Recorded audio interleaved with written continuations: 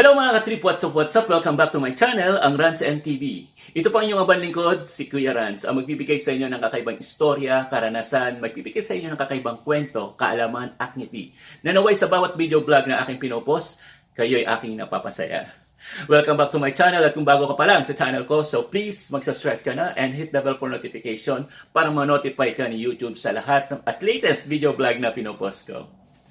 Isa na naman pong kakaibang kwento, karanasan ang i-share ko po. Pero bago po yan, i-shoutout po natin ang ating mga bagong subscribers. Shoutout to MJBK, RTB Di Castro Vlog, Poloy's Foodies, Everything Under the Sun TV, Marilu Kasayuran, shoutout din kay Mike Ellison Suarez, Alan Kiefer at kay Neil Jaire Office. Thank you so much sa inyong pag-subscribes. At in the coming vlog, magkakaroon po tayo ng Q&A. May nag-request kay Randy. Naway, mag-share ka naman na makakatulong sa amin. Well, sige. Sa bawat video vlog po na pinopost ko sa iba't iba pong topic, meron pong mga vlogger na nagtanong sa akin, Kuya Rans, bakit nababawasan ang aking mga subscribers? Kuya Rans, mahilig po ako mag-alaga ng halaman, bakit namamatay pa rin? Sasagutin po yan sa susunod na vlog. At saka pala, may good news po ako sa inyo mga katrip. Yung company po namin nagkaroon po ng competitions about vlog competition at sumali po tayo. And thank God, ang inyong abang lingkod, ang Kuya Rans, ang naging kanunahan o first place ang nanalo. Champion, ika nga, dito sa vlog na to. Resorts World Manila, thank you very much sa inyong suporta at tiwala sa aking mga subscribers. Sa susunod na vlog, ipopost ko po ito. Kaunti munang pabitin.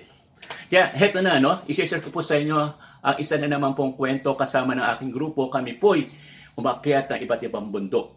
So, syempre, di po tayo makagala, makapag-out of town sa daming requirements, sa daming kailangan, at ingat din po tayo sa labas. Kaya, sasariwain po natin, ito-throwback po natin, ang mga bundok na inakyat namin dito sa Southern Tagalog. Nandiyan ang Mount Batulaw, Mount Galudgud Baboy, Pico de Loro, Mount Teraitan, Mount Dagudol. Siguro familiar kayo sa mga bundok na to. Ipapasyal ko po uli kayo. At soon, naway, next year, maging maayos na at maging normal na. At isa sa mga bucket list na iaakyatin po natin ang Mount Samouth, Mount Pinatubo, Mount Ulap, Mount Pulag, and dreaming, Mount Apo, sana. So, yun nga mga katrip, share ko po to sa inyo. So, nanaway magustuhan ninyo, mapangiti ko kayo at mamangha sa ganda ng kalikasan na nilikha ng Diyos. So, mga katrip, eto na, lagi tayong mag-iingat, patuloy pa rin po ang laban sa pandemic. At higit sa lahat, ano man po mangyari, sasalubungin natin ang Pasko. Salubungin natin ang Pasko na may positibo. Think positive. So, happy holidays, mga katrip. So, eto na.